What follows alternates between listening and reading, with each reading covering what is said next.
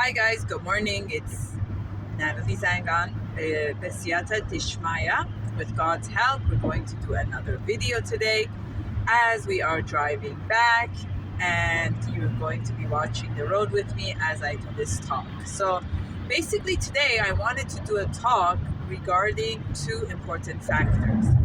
One is that when your brain is in a state of fear, it cannot be in the state of love. And when it's in a state of love, it cannot be in the state of fear. So your brain gets activated in two different areas of your brain. So when you are feeling loved, belonged, peaceful, your hypothalamus is activated and you are releasing oxytocin, serotonin, dopamine, norepinephrine, where you feel calm and relaxed, and your central nervous system is working on the parasympathetic nervous system, which is calm, relaxed, and taking it easy.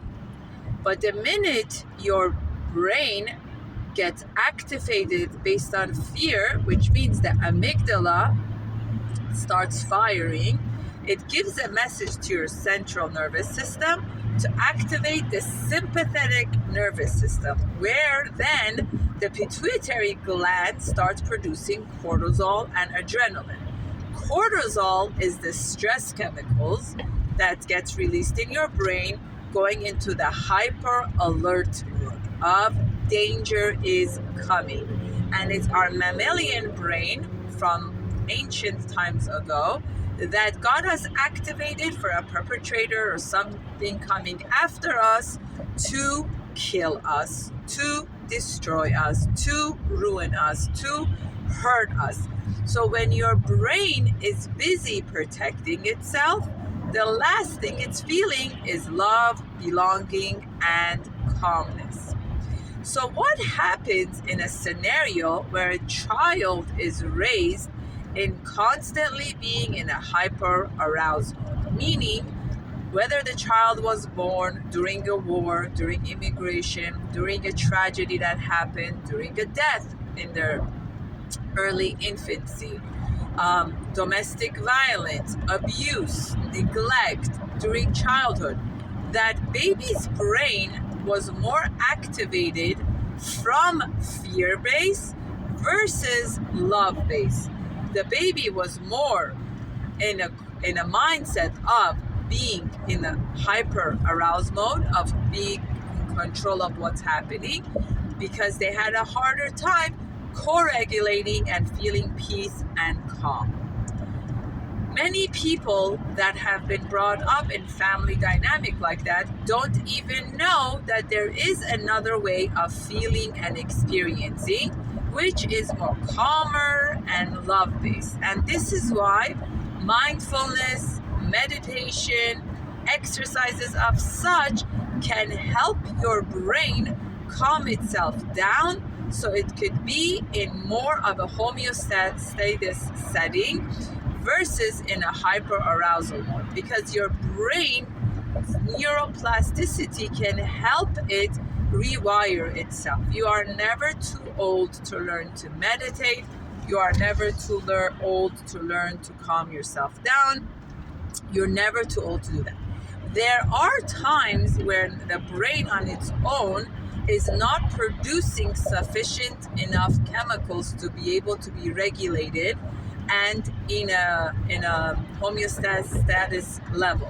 So in some cases, the person might need some sort of medication, antidepressant, anti-anxiety, to be able to balance itself out. But there are times when, with meditation, talk therapy, sometimes with EMDR and other forms of therapy, you could go back to your balanced out self versus the constant anxiety self.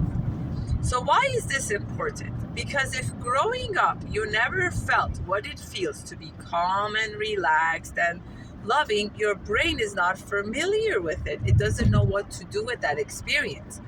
By educating yourself and learning to calm yourself down and being able to be more in tune, you're able to better reach that place. And instead of expecting it from an outside source, to start working on it from within, from a secure base.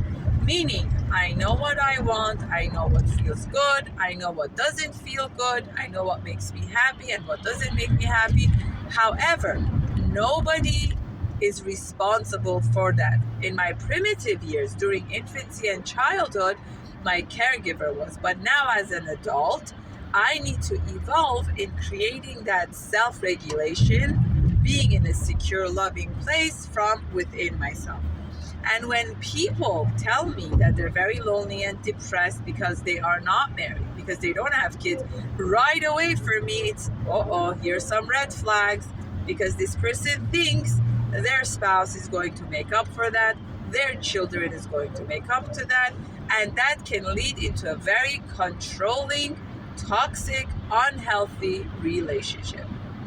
So, to finish up our talk for today, we need to remember that your brain cannot be afraid and in love at the same time. Your brain cannot feel belonged and scared at the same time.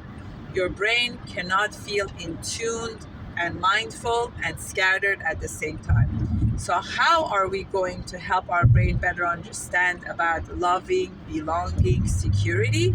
By consciously working on it, consciously slowing down, dissecting our mind system, paying attention to it, and figuring out where it's coming from, and giving it the respect it needs so that it can help us going back to a centered space, which in that space, it doesn't necessarily mean you're always feeling love and happy and jolly.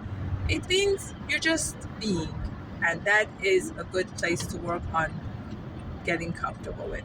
Thank you so much for listening and have a blessed day.